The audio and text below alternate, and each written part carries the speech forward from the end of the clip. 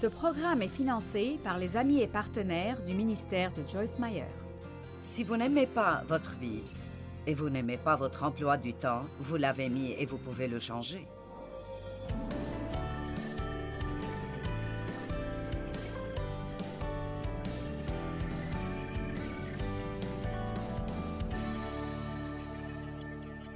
La gestion de la colère. Eh bien, je ne peux pas imaginer que quelqu'un d'entre vous ait un problème avec la colère, mais... J'en avais un pour longtemps et... Je pense que souvent nous ne savons même pas contre quoi nous sommes en colère et ce que nous pensons être en colère contre n'est pas la vraie raison.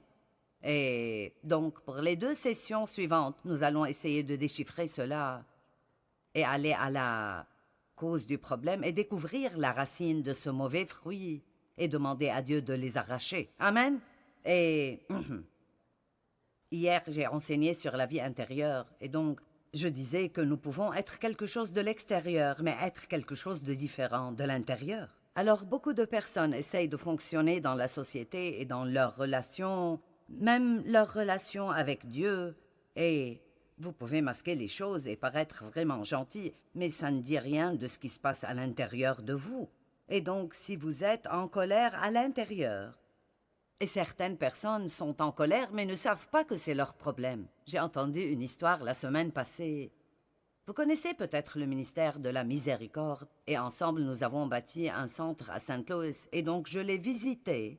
Et il y avait là une fille qui donnait un témoignage, et elle a dit « Mon père s'est suicidé quand j'étais adolescente, et je n'ai jamais pu me redresser depuis. » Et elle a dit « J'ai commencé à boire et à prendre beaucoup de drogue, ma vie était un chaos total. Elle était un désastre et donc elle a rejoint la mission pour essayer de trouver de l'aide. Et l'une des premières choses qu'elle a découvert pendant qu'elle y était que ses problèmes avaient commencé quand son père s'était suicidé. Mais elle ne l'avait jamais réalisé. Mais elle était en colère contre lui parce qu'il avait fait ça et avait abandonné la famille.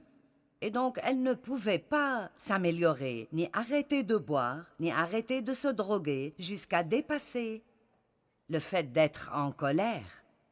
Et je crois qu'il y a beaucoup de gens qui sont toxicomanes et qui ont tout genre de problèmes, et réellement la cause de leurs problèmes est qu'au fin fond d'eux-mêmes, ils sont en colère contre Dieu, parce que leur vie s'est avérée difficile. Ils sont en colère contre quelqu'un d'autre qui les a blessés ou les a déçus. Ou bien ils sont en colère contre eux-mêmes à cause de quelque chose qu'ils ont fait ou n'ont pas fait. Aujourd'hui, je vais vous parler un peu de ma famille et de ma maman en particulier. Elle a fini par avoir une maladie mentale à vie, et je sais que la cause réelle était la colère qu'elle avait contre elle-même et la culpabilité qu'elle ressentait parce qu'elle n'a rien fait à propos de ce que mon père me faisait. Elle avait peur de lui et elle le laissait faire. Son excuse était la peur. Mais même quand nous donnons des excuses qui paraissent bonnes, si nous savons que nous devons faire quelque chose et nous ne la faisons pas, nous allons ressentir la culpabilité parce que nous ne l'avons pas fait. Combien d'entre vous comprennent ce que je dis aujourd'hui? Donc, ceci va être une petite leçon gratuite en psychologie aujourd'hui. Vous allez être sur la table de consultation de Joyce et nous allons faire une petite heure gratuite d'aide psychologique qui vous coûterait 125 $ si vous alliez autre part. Alors j'espère que vos offrandes seront de cet ordre. Bien. La colère peut facilement dégénérer. Elle devient très dangereuse parce que c'est une porte d'entrée pour Satan. Donc la colère devient danger. La colère est une maladie où la langue travaille plus vite que le cerveau. Tout ce qui commence avec la colère se termine par la disgrâce. Benjamin Franklin a toujours une raison pour la colère, mais c'en est rarement une bonne. Une dame est venue une fois chez Billy Sunday en essayant d'expliquer ses explosions de colère. Elle a dit « Il n'y a rien de mal à péter les plombs, j'explose et puis c'est fini. » Il a répondu « Il en est de même avec un coup de revolver, et regarde quels dégâts il laisse après lui. » J'ai trouvé ça vraiment bon. Quand Abraham Lincoln devait écrire une lettre à quelqu'un qui l'avait exaspéré, il écrivait souvent 2 lettres. La première lettre était délibérément insultante. Puis après avoir sorti toutes ses émotions, il a déchiré et écrivait une deuxième lettre avec plus de tact, plus discrète et pieuse. J'ai pensé à ça et j'ai dit, vous savez, si vous lisez les psaumes, vous verrez que David a sorti toutes ses émotions. Il était très honnête avec Dieu, avec ce qu'il ressentait quand il était en colère, quand il souffrait, quand il était confus, et s'il ressentait que Dieu l'avait abandonné, s'il ne comprenait pas. Il ne gardait pas ses sentiments pour lui-même, il les exprimait, mais à la bonne personne. Je pense que beaucoup de personnes, s'ils discutaient vraiment leurs problèmes avec Dieu, ils s'en débarrasseraient et ce ne serait plus un problème pour eux pour le reste de leur vie. Et donc, nous allons regarder un tas de choses différentes et j'espère que ça vous sera utile et ce sera quelque chose que vous allez aimer. Des statistiques de colère. Un Américain sur 5 a un problème de gestion de colère. Les inscriptions au cours de la gestion de la colère sont en hausse.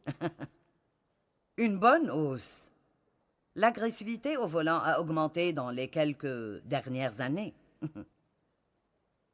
Dans tout le pays, la demande pour des conseillers pour la gestion de la colère monte en flèche. Aujourd'hui, je suis un conseiller de gestion de la colère. N'est-ce pas beau? En fait, le Saint-Esprit est notre conseiller de gestion de la colère. Et vous n'avez pas besoin d'aller... Je veux dire, vous pouvez le faire si vous voulez dépenser votre argent, mais vous n'avez pas besoin d'aller chez quelqu'un pour qu'il vous dise comment gérer votre colère. C'est très clair ici, dans ce livre. Et la bonne chose à propos d'aller vers Dieu est qu'il vous aidera pour que vous puissiez réellement faire quelque chose. Quelqu'un d'autre vous donnera des instructions, mais pas de l'aide. Dieu veut vous aider. Donc, il n'y a pas assez de conseillers de gestion de la colère pour couvrir tout le nombre de personnes qui veulent s'inscrire dans ces classes. Le magazine Newsweek a dit que ces personnes viennent en masse demander de l'aide. Maintenant, il y a beaucoup de raisons pour toute cette colère, et nous allons en parler ce week-end. Une des raisons pour lesquelles les gens sont en colère aujourd'hui est tout le stress qu'ils portent. Qui sent qu'il a beaucoup plus de stress dans sa vie qu'il ne sait gérer? Si vous n'aimez pas votre vie, ni votre emploi de temps, vous l'avez mis et vous pouvez le changer.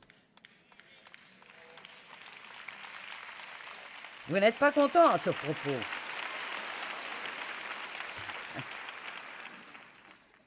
Aide-moi, Jésus. Pour être libre de quelque chose, vous devez confronter la vérité.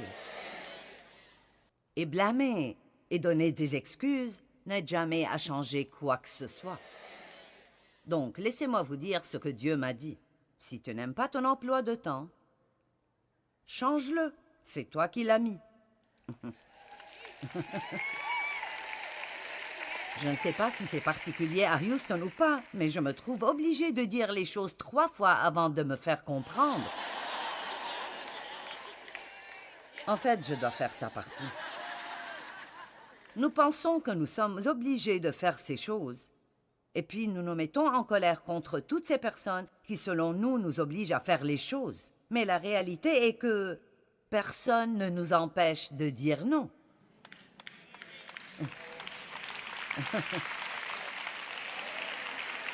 Maintenant, j'ai déjà dit suffisamment pour changer vos vies si c'est ce dont vous avez besoin. Et qu'est-ce qui nous empêche de dire non? Nous ne voulons pas que les gens se fâchent contre nous. Mais vous savez, les gens que vous laissez vous contrôler afin de garder leur amitié sont des gens que vous allez perdre et qui vont vous décevoir de toute façon. J'aime ça. En parlant de la colère, Dallas Willard, qui est un professeur de philosophie pieux, donne une bonne définition. Il dit que la colère est une émotion qui nous saisit dans nos corps.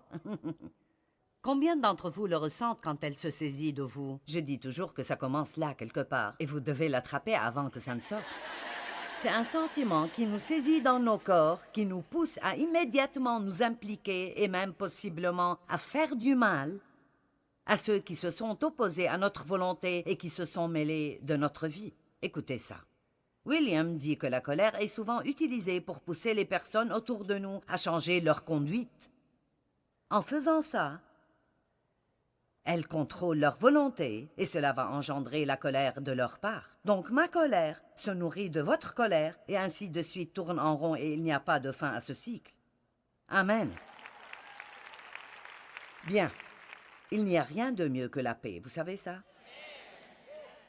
En fait, la paix égale la puissance dans votre vie.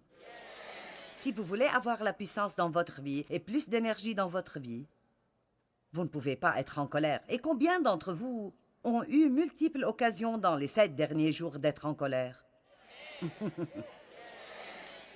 Moi aussi. Moi aussi. Je vais vous dire, Dave aime les serviettes en papier.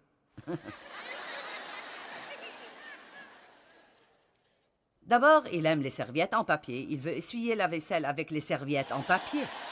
Tout est serviettes en papier. Mais parfois, il aime les étaler sur le comptoir et dit qu'il va les réutiliser. Bien, je n'aime pas ça. Maintenant, ils ne sont pas sales, peut-être humides, et donc, ou même s'il en tire plus qu'il ne le faut, il aime économiser et ne veut pas les jeter, et donc il les étale sur le comptoir. Je n'aime pas des choses sur le comptoir, donc je passe, les ramasse et les jette dans la poubelle. Donc vraiment, c'est comme...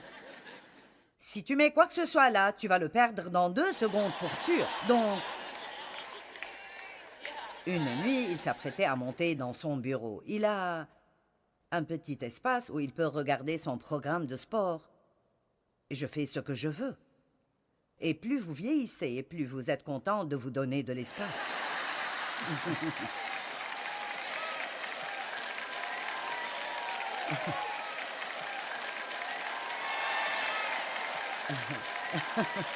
Je ne sais pas, vous les gars, vous aimez ça un peu trop. Quand vous êtes nouvellement mariés, vous voulez être ensemble chaque minute. Eh bien, vous allez probablement dépasser ça. Mais ce n'est pas nécessairement quelque chose de mauvais.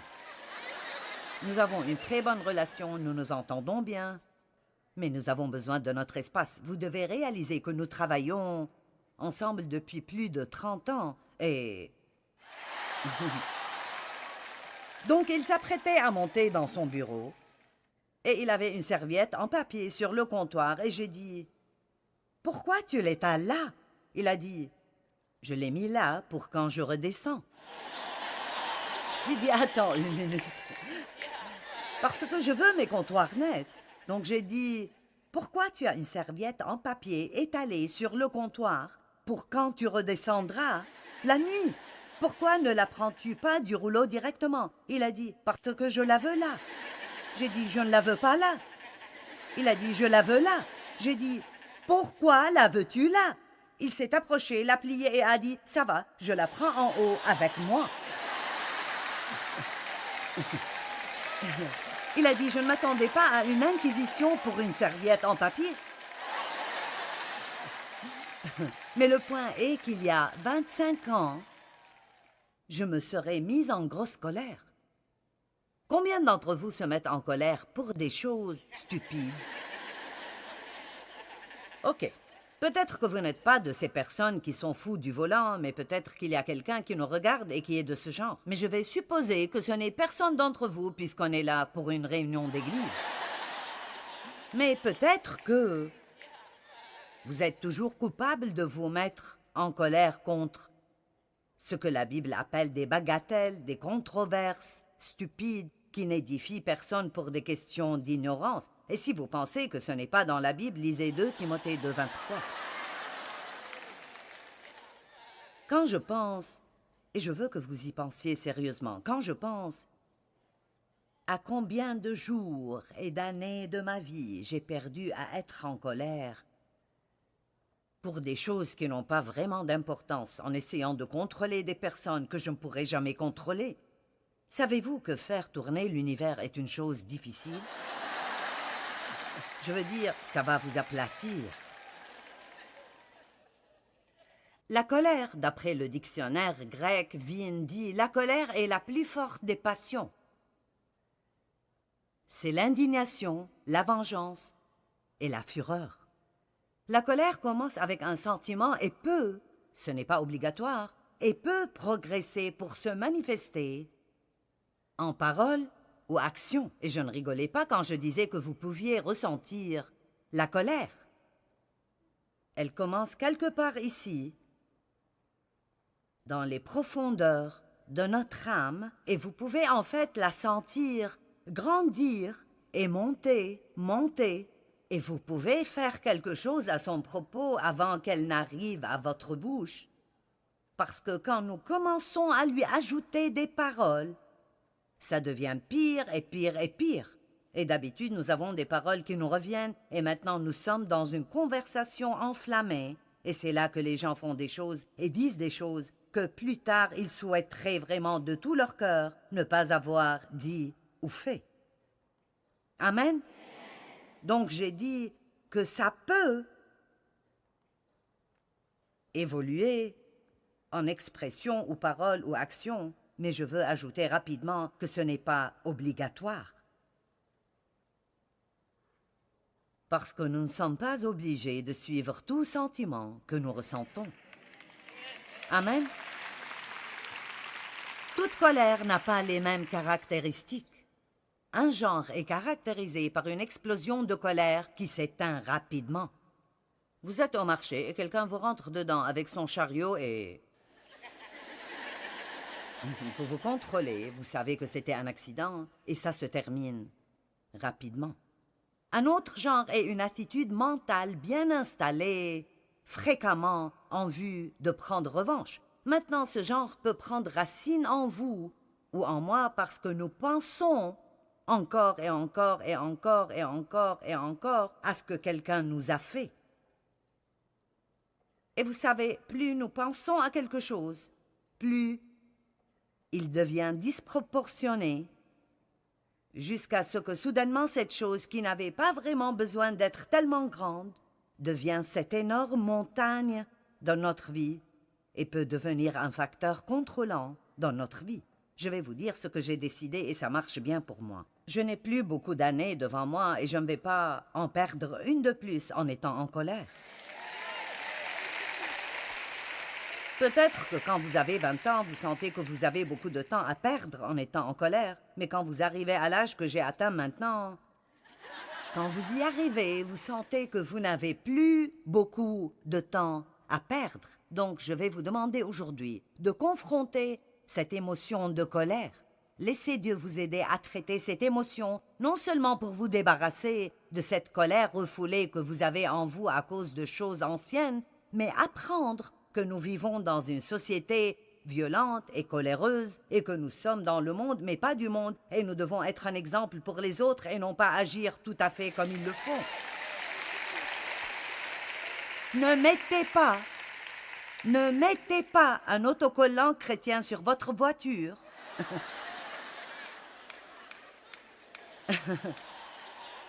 Si vous ne voulez pas agir comme un chrétien quand vous conduisez.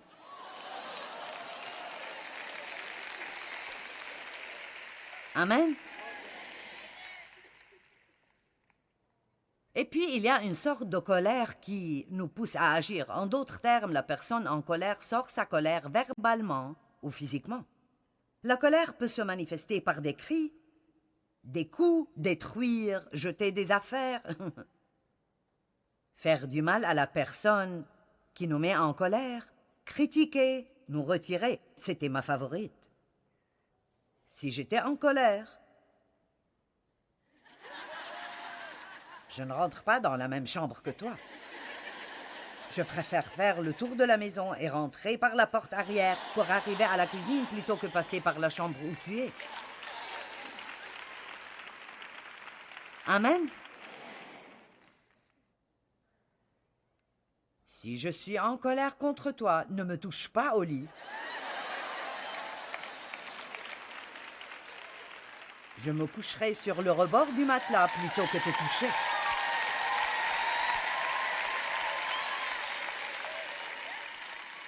Je ne te demanderai pas de faire quoi que ce soit pour moi. Mais vraiment, à qui faisons-nous le mal? Il avait la couverture et moi j'avais froid toute la nuit. Il avait la télé et moi j'étais dans une autre chambre à bouder ou à la salle de bain à pleurer. C'est vraiment stupide si vous y pensez vraiment. Et vous savez, ça a l'air rigolo, mais j'aimerais vraiment que vous y pensiez sérieusement. Parce que je vous le dis, la colère fait tellement de tort dans la vie des gens et endommage vraiment leur santé. Je pourrais demander au docteur Paul de vous dire ce que la colère fait à votre santé et il pourrait vous dire que ce n'est pas sain d'être en colère. Ça prend beaucoup d'énergie d'avoir une crise de colère et d'essayer de la calmer. Vous savez ce que sont les crises? Parfois, la colère nous mène à ridiculiser ou humilier une autre personne, les taquiner de façon à les diminuer. Et vous savez, parfois nous sommes en colère contre quelqu'un et nous avons un ressentiment bien ancré. Et donc, nous faisons ce que la Bible appelle des plaisanteries grossières, où nous disons des choses négatives, des choses insultantes, mais sous l'apparence d'une plaisanterie.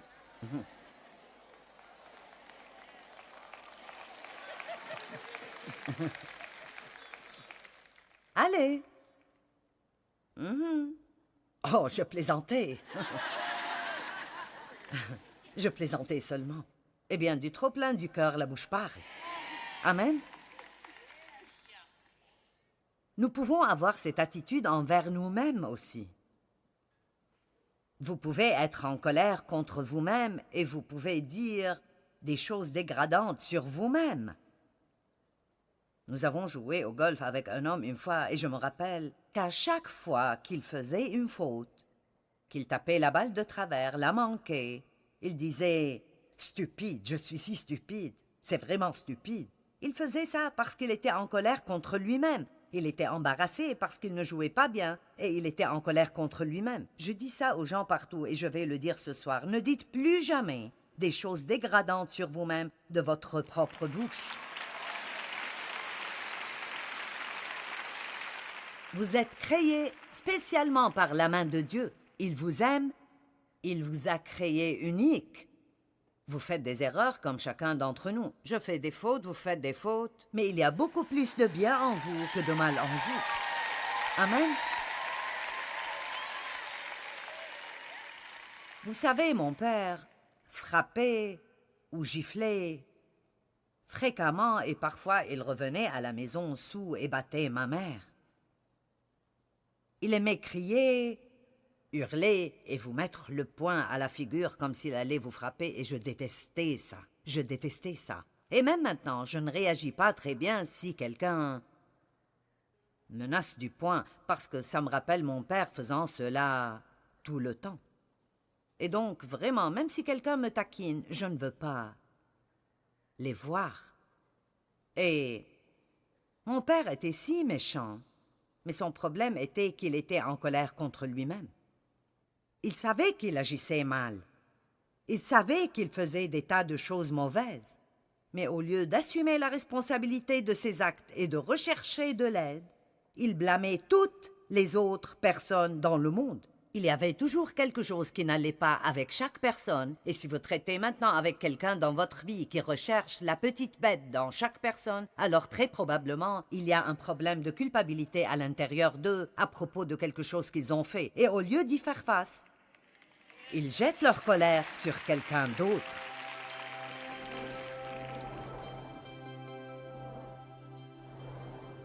Quand nous agissons en réaction à une racine de colère, ça va toujours se terminer par un désastre. La Bible nous enseigne qu'on ne doit pas rester en colère. Nous nous mettons tous en colère de temps à autre, mais nous pouvons apprendre comment gérer et contrôler cette colère. Si nous ne faisons pas ça, nous allons avoir beaucoup de problèmes et donc je veux vous encourager à rechercher Dieu pour qu'il vous aide et vous fortifie dans ce domaine.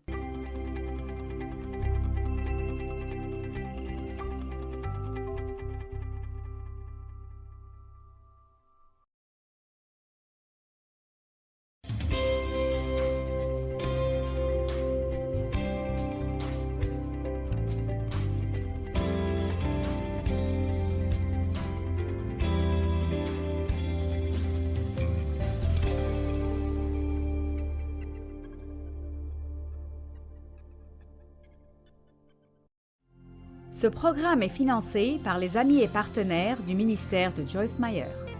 Allez, vous ne pouvez pas prendre votre revanche sur vos ennemis. Donnez votre problème à Dieu et laissez-le être votre défenseur.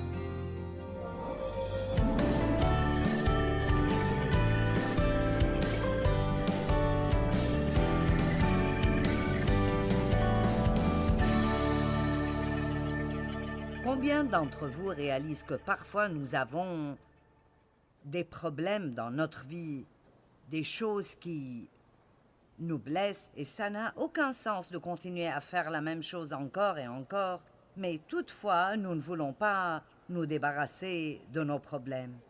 Ok, je veux vous montrer un petit clip et nous avons pris l'autorisation de le montrer.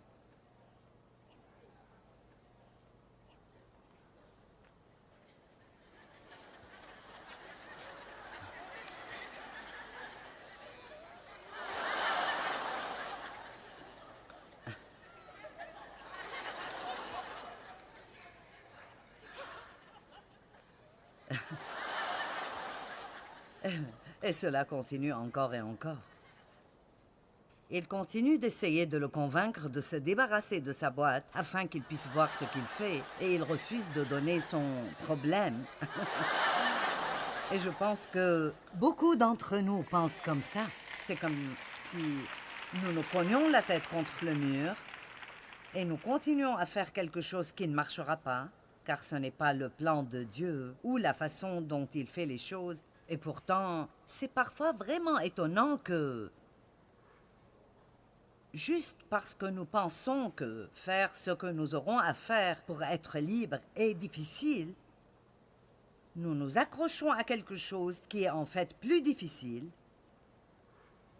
Et c'est juste un mensonge du diable. C'est comme, c'est trop difficile, ce n'est pas juste, tu ne sais pas ce que les gens m'ont fait. Mais je peux vous dire que la colère ne marche jamais. Elle entrave vos prières, vous rend misérable, vous rend malade et peut même causer une maladie mentale.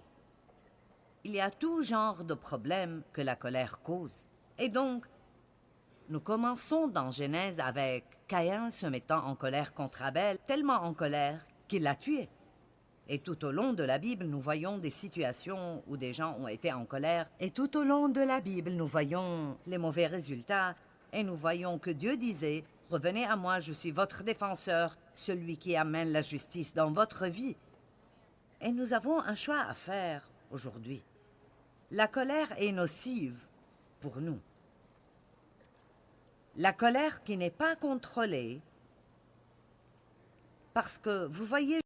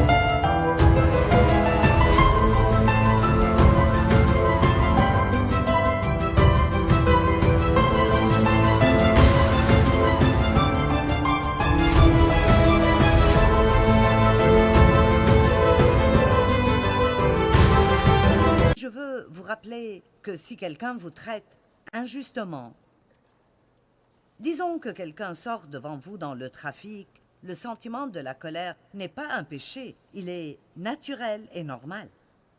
Le sentiment de la colère n'est pas un péché, mais ce que nous choisissons de faire avec, ou combien de temps nous choisissons de le garder, c'est là qu'est le péché. C'était vraiment bon pour moi d'apprendre ça parce que je me sentais coupable chaque fois que je me sentais en colère. Je voulais faire ce qui était juste, et beaucoup de chrétiens se sentent coupables chaque fois qu'ils se sentent en colère. Mais c'est vraiment une émotion que Dieu a mise en nous quand nous sommes traités injustement. Cependant, la deuxième chose que Dieu nous demande de faire, non seulement savoir quand nous sommes traités injustement, mais ne pas essayer de nous défendre, ne pas essayer de prendre notre revanche, ne pas détester les gens, ne pas nous mettre en colère et nous énerver, mais de lui remettre ça immédiatement.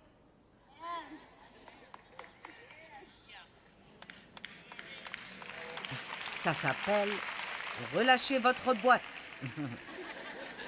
Remettez-la lui et laissez-le être votre défenseur. Dieu peut ne pas agir aussi rapidement que vous auriez aimé qu'il le fasse. Il peut ne pas le faire de la façon qui vous plaît. Mais Dieu nous défendra parce que, écoutez-moi bien, Dieu n'aime pas quand les gens maltraitent ses enfants.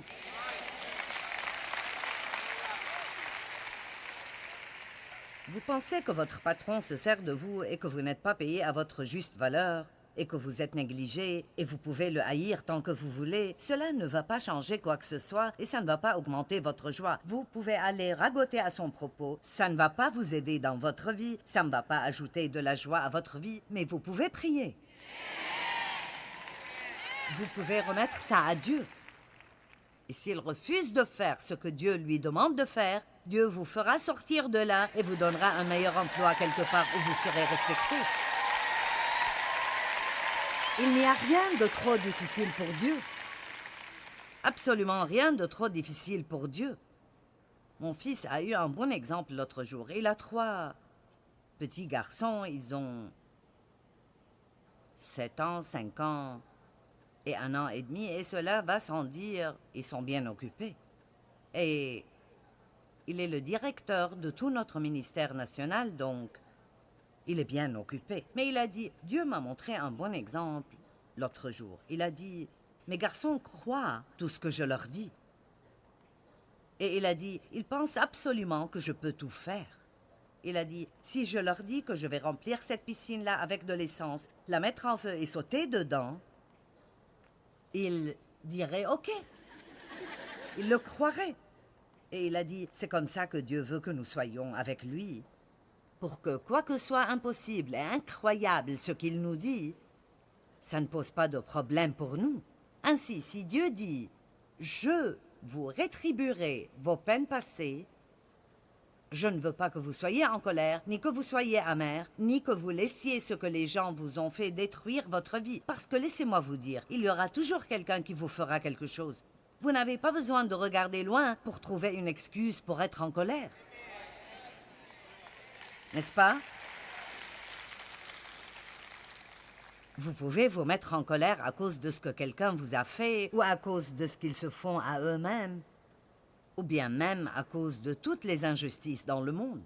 Mais j'ai trouvé que si je n'aime pas toutes les choses qui se passent dans ma vie, la meilleure façon d'y répondre est de faire quelque chose de bien. Si vous voulez rendre le diable furieux alors qu'il vous jette son meilleur sort, soyez une bénédiction pour quelqu'un et voyez le résultat.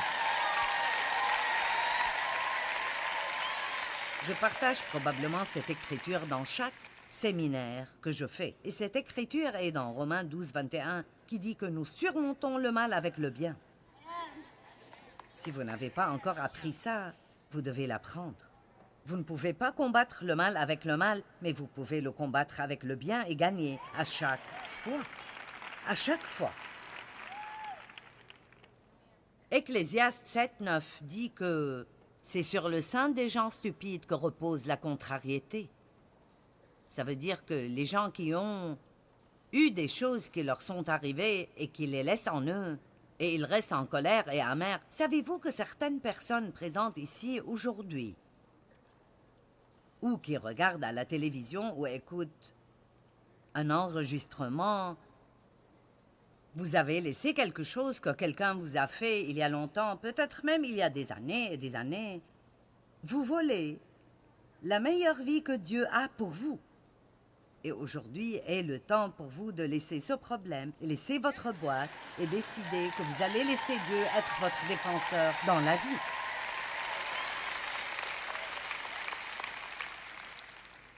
Et s'il n'y a rien qui vous tourmente maintenant, je peux vous promettre que si vous n'avez pas besoin de ce message aujourd'hui, vous en aurez.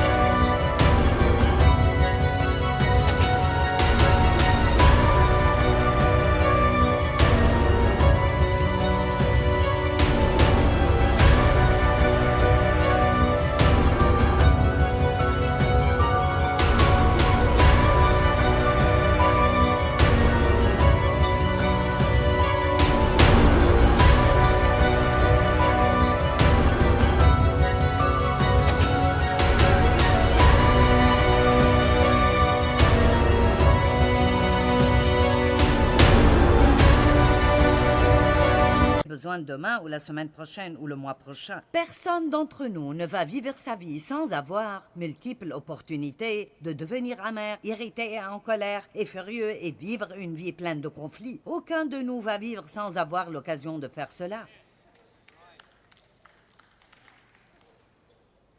Mettez-vous en colère et ne péchez pas, dit Éphésiens. J'aime ça, parce que je pensais qu'avoir le sentiment de la colère était un péché. Mais écoutez, la tentation n'est pas le péché. M'avez-vous entendu? Vous êtes tentés de pécher, mais je pense que c'est une grande victoire quand nous sommes tentés de pécher et nous pouvons exercer le fruit du contrôle de soi et dire non. C'est une victoire.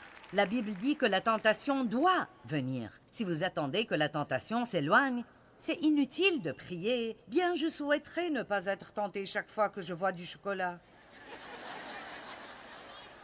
Bien, si vous aimez le chocolat, il faudrait apprendre à regarder le chocolat d'une manière différente. Vous allez devoir le regarder et dire « Je vais te manger si je veux, et si je ne veux pas, je ne vais pas le faire. Tu n'es pas mon patron. »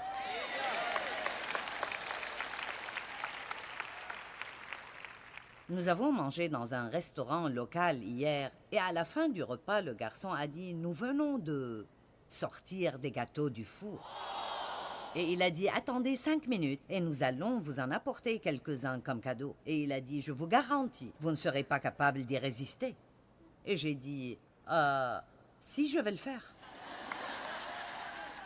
Et je ne dis pas ça comme si je disais « Regardez comme je suis forte ». Mais j'ai dû apprendre dans ma vie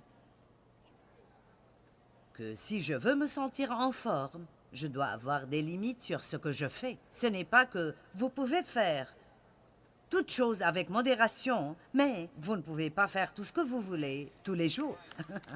Vous ne pouvez pas dépenser tout l'argent que vous voulez sans finir par être endetté. Vous ne pouvez pas dire tout ce que vous voulez dire sans ruiner les relations. Est-ce que vous êtes là aujourd'hui?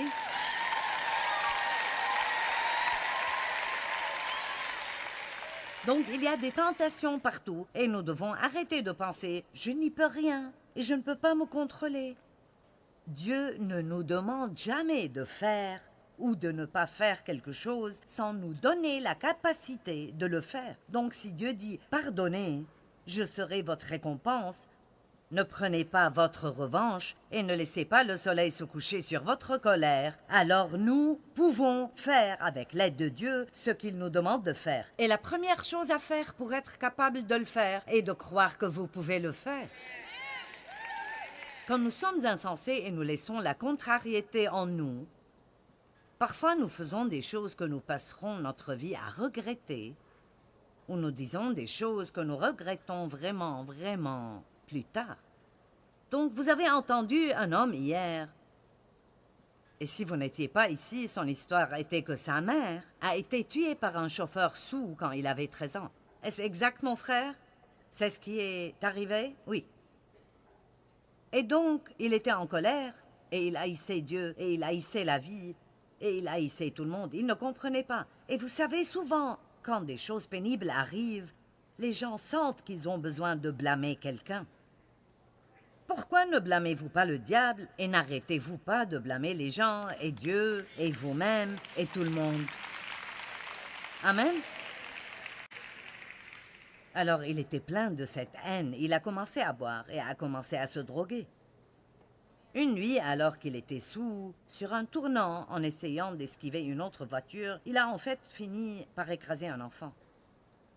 Il a été mis en prison pour un nombre d'années. Et pendant qu'il y était, il a reçu un livre à travers notre ministère de prison et, en résumé, quand il est sorti de prison, il est venu à une de nos conférences et a donné sa vie au Seigneur. Mais ce qui est intéressant est que la même chose qui était arrivée à sa mère, il a fini par la faire.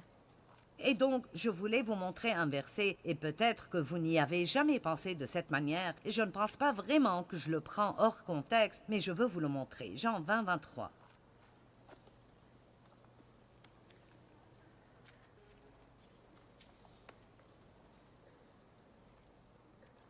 Ayant reçu le Saint-Esprit et étant dirigé et guidé par lui, il parle aux apôtres, Jésus avait été ressuscité, il souffla sur eux et leur dit « Recevez le Saint-Esprit.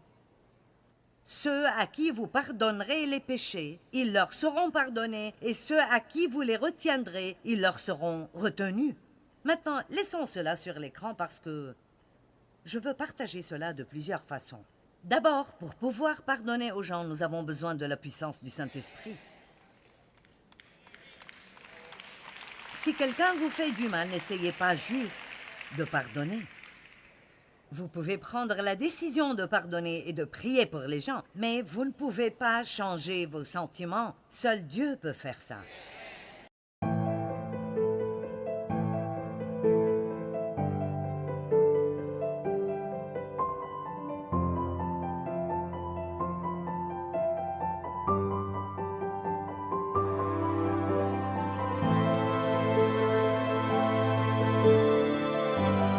Et donc, quand vous êtes blessé, que ce soit une blessure majeure ou mineure, Saint-Esprit, aide-moi. Aide-moi. Aide-moi à surmonter cela et à pardonner. N'attendez pas. Plus vous attendez, plus cela va s'ancrer profondément en vous. Plus vous y pensez, plus ce sera difficile de vous en débarrasser. Dès que vous êtes offensé, au moment où vous vous mettez en colère, commencez à prier. Dieu, je ne vais pas vivre avec l'offense ni avec la colère. Aide-moi à m'en débarrasser. Qui voudrait faire ça? Tout de suite. Tout de suite. J'aime ce que 1 Pierre 5 dit. Résistez le diable dès le départ. J'aime ça. Ne jouez pas avec le diable. C'est comme j'ai dit hier, ne jouez pas avec le feu en faisant appel à des voyants ou en laissant quelqu'un lire les lignes de vos mains. Et ne barbotez pas dans ce genre de choses. Nous n'avons pas besoin de rester autour de ces choses qui nous blessent. Faites ce que la parole dit, résistez le diable dès le départ. Je ne vais pas vivre en colère, je ne vais pas rester amer. Saint-Esprit, aide-moi.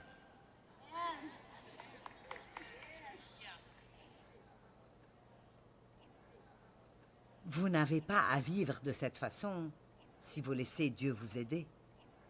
La colère ruinera votre vie.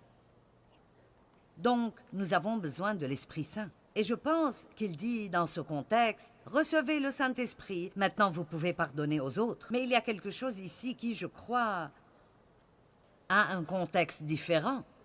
Si vous pardonnez les péchés de quelqu'un, ils sont pardonnés. Si vous retenez leurs péchés, si vous les retenez, ils sont retenus. Et je pense que si nous les gardons en nous et ils sont retenus, alors nous pouvons en fait nous retourner et faire la même chose qui nous a été faite.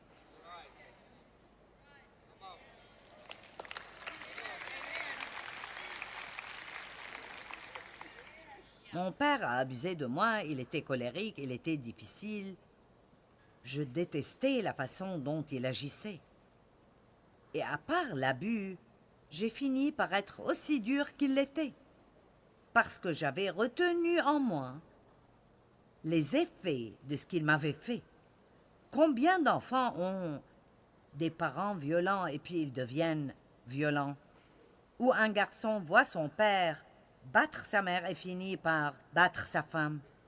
Vous devez pardonner aux gens, sinon vous allez le retenir en vous. Et si c'est retenu en vous en tant que graine, l'ennemi l'arrosera jusqu'à ce qu'elle devienne un champ bien riche en vous. Et vous finirez par faire les mêmes choses ou des choses similaires à celles qui vous ont été faites. Écoutez, quand Dieu nous dit de pardonner et de ne pas vivre en colère, il ne le fait pas pour lui-même, il le fait pour nous. Et si vous voulez avoir la meilleure vie que Dieu pourrait vous donner, non seulement vous avez besoin de pardonner tout le passé, mais tout ce qui va se produire dans l'avenir. Décidez aujourd'hui, je ne vais pas vivre en colère. Je ne vais pas être plein d'amertume. Jacques 1, 19 et 20.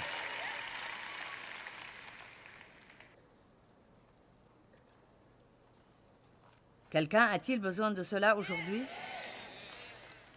Si vous n'en avez pas besoin maintenant, le jour viendra. Qui a eu l'occasion de se mettre en colère ce matin? Regardez ça! Mon Dieu! Le diable travaille des heures supplémentaires. Waouh! Comprenez cela, mes frères bien-aimés. Que chaque personne d'entre vous soit prompte à écouter, un écouteur prêt, lent à parler, lent à s'offenser, et à se mettre en colère, car la colère de l'homme n'accomplit pas la justice que Dieu désire. Que tout le monde dise « Je suis lent à me mettre en colère ». Dites-le encore. Commençons en confessant ceci. Il est presque impossible de me pousser à la colère.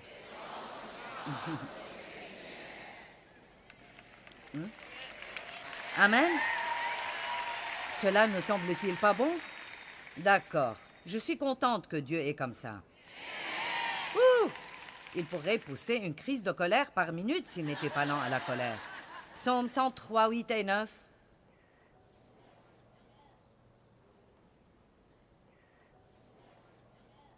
L'Éternel est rempli de compassion. Il est lent à la colère. Il fait grâce et il est riche en bonté. Il ne conteste pas sans fin, il n'accuse pas sans cesse et il ne garde pas éternellement sa colère. Combien d'entre vous sont contents que Dieu ne retient rien contre vous? Bien, devinez quoi, nous avons sa nature en nous. La Bible dit que nous avons l'esprit de Christ, nous avons les pensées, les intentions et les buts de son cœur. Ne pensez pas que vous ne pouvez pas agir pieusement parce que vous le pouvez. La semence de Dieu est à l'intérieur de nous.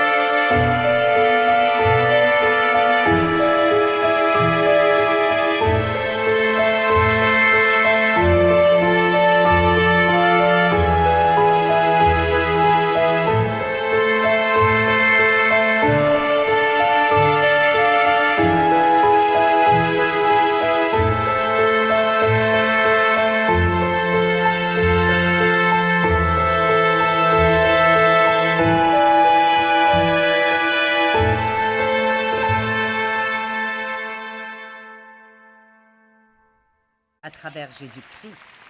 Et nous pouvons imiter son comportement. Donc, s'il est lent à la miséricorde, je veux dire lent à la colère, et il ne retient pas les offenses, ce n'est pas étonnant qu'il nous demande de faire la même chose. Il nous demande de l'imiter dans notre comportement, dans la vie. Psaume 145, 8. Je pense que voir les Écritures est important.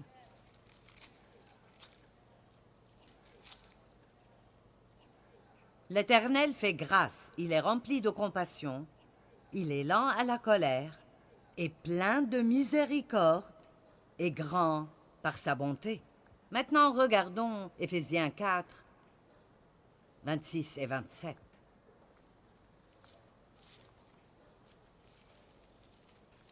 Une chose efficace à faire quand vous vous mettez en colère ou quand vous voulez remettre quelque chose est de trouver et lire toutes les Écritures sur la colère.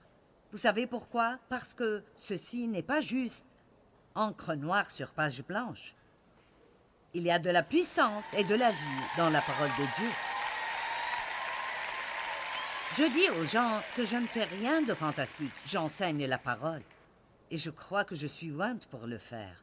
Et donc, pourquoi prendriez-vous votre week-end, la nuit du vendredi comme hier, et certains d'entre vous êtes ici depuis jeudi et maintenant vous êtes ici. Vous avez autre chose à faire. Pourquoi feriez-vous ça? Je ne dis pas seulement des mots réguliers, mais la parole de Dieu est pleine de puissance et elle est capable de vous changer la vie.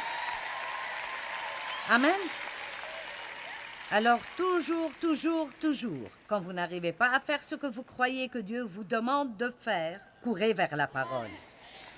Passez du temps avec Dieu, parlez avec lui, rappelez-vous combien il vous aime et puis laissez cet amour couler de vous vers d'autres personnes. Verset 26, quand vous êtes en colère, ne péchez pas. Ne laissez pas votre colère, votre fureur et votre indignation durer jusqu'au coucher du soleil. Et j'ai dit quelque chose hier que j'aimerais répéter aujourd'hui. Formez l'habitude quand vous allez au lit le soir de prendre quelques minutes avant de vous endormir, sans faire toute une expédition dans la condamnation, mais simplement de vous demander, est-ce que je suis en colère pour quoi que ce soit ou contre quelqu'un? Et occupez-vous de ça jusqu'à ce que vous puissiez dire au Seigneur, je suis heureuse de dire que par ta grâce, je ne suis en colère contre personne et maintenant je peux aller me coucher. Si vous vous couchez en colère, vous vous réveillerez en colère. Il y a des gens ici aujourd'hui qui se sont couchés en colère hier et vous pensez, oh, est-ce que tu devais parler de ça? Mais voici une des choses importantes. Ne laissez pas d'emprise au diable. Ne lui donnez aucune opportunité. Donc, de nouveau, Dieu dit que quand vous faites ça, vous ouvrez une porte au diable. Ne lui donnez pas ce genre d'opportunité. Verset 30, n'attristez pas le Saint-Esprit. N'offensez pas le Saint-Esprit par lequel vous avez été scellés et marqués d'une empreinte pour le jour de votre rédemption et votre libération du mal et des conséquences du péché à travers Christ. Ça m'attriste de penser que je pourrais attrister le Saint-Esprit. Eh bien, notre relation avec Dieu est tellement précieuse et le Saint-Esprit vient vivre en nous pour nous amener la présence de Dieu. C'est le plus précieux trésor que nous avons.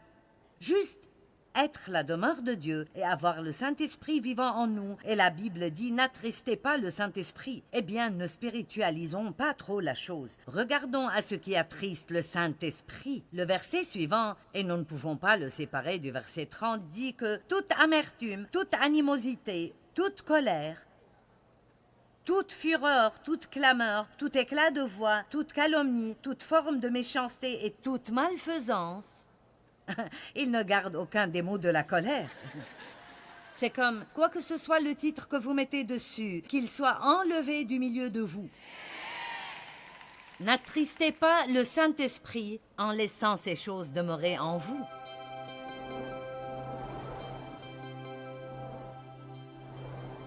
Je veux vous encourager à ne pas laisser un moment de colère incontrôlée vous mettre dans une position où vous finirez par payer le prix pour des années et des années à venir. Pensez à certaines personnes qui ont fait de très grosses erreurs dans un moment de colère et ils sont toujours en train de payer le prix à cause de ça. Vous pouvez apprendre à gérer votre colère. Le Seigneur nous a donné l'esprit de discipline et de maîtrise de soi. Ne laissez pas la colère contrôler votre vie. Ne dites jamais « Eh bien, c'est dans ma famille, nous avons tous un mauvais tempérament. » Ne regardez pas la chose comme ça. Dieu dit que le soleil ne se couche pas sur votre colère.